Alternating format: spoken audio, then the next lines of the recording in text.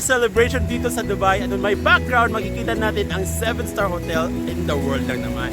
Ang Burj Al Arab kung saan may display sila ng kanilang fireworks. O yan, Happy New Year sa ating mga kababayan sa buong mundo. Mula dito sa Dubai, ito po si Elton Lipata nagre-report. Live na live! Happy New Year! Happy New Year!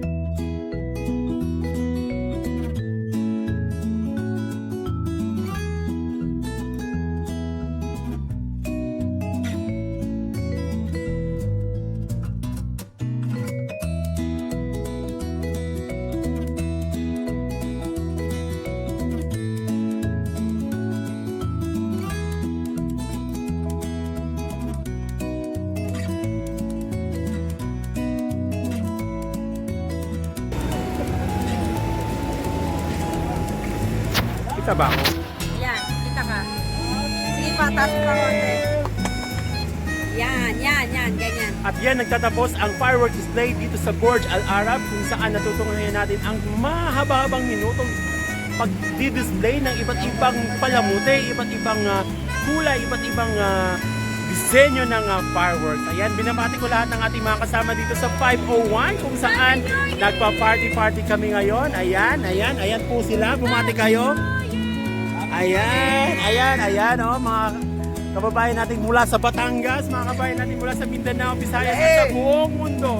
Binabati po namin kayo ng isang manigong bagong taon 2020. Sana lahat ay masaya at maging healthy ang ating buong taon. Maraming salamat, reporting live dito sa Dubai. Ako po si Elton Lipata.